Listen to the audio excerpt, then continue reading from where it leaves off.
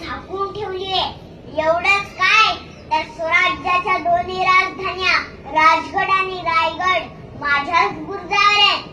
शिवरायांनी महादेवाच्या पिंडीवर रक्ताभिषेक करून स्वराज्याचं पहिलं तोरण माझ्या शिखरावर बांधलं. मी पाहिलाय तो रक्ताचा थेंब, ज्यात आई वडिलांचं स्वप्न पूर्ण करण्याची ऊर्जा होती. अरे 18 पगड जातीला सर्व धर्मांना सोबत घेऊन लढणारा, सर्व धर्माचा आदर करणारा राजा शिवा होता. म्हणून प्रत्येक मावळा लढताना शिवाच समोर लढत होता.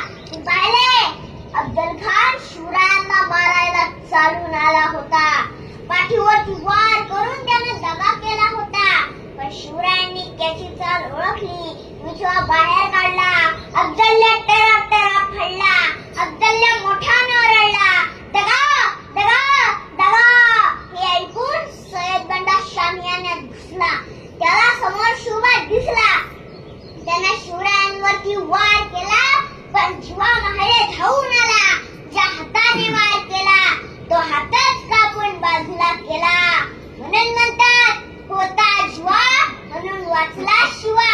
अरे सिद्धी जोहरने तर कोहर केला, पन्हाळ्याला वेढा दिला, पण शिवा काशीने पर्याय दिला. शिवाजी होऊन शत्रूच्या गोठ्यात गेला.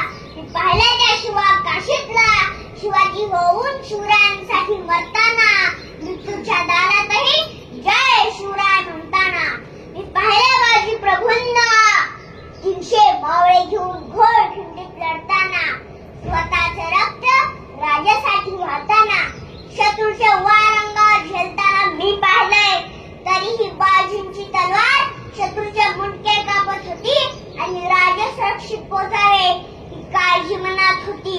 तितक्यात मृत्यू त्यांच्या जवळ आला. पण बाजीने मृत्यूलाही सांगितले, हेच थांब, माझा राजा सुरक्षित पोचायचाय. तोफेचा आवाज काही ऐकायचाय. अरे तोफेचा आवाज ऐकल्याशिवाय बाजी मरणार नाही आणि तू अडवाला तर तुला सुद्धा सोडणार नाही.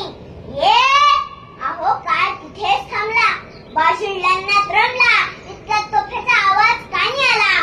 बाजी स्वराज्याच्या कामी आला. मृत्यूनही बाजीचा सन्मान केला, पण माझा बाजी मात्र हसत हसत स्वराज्यासाठी मरून गेला. मी पाहिलं त्या मुरार बाजी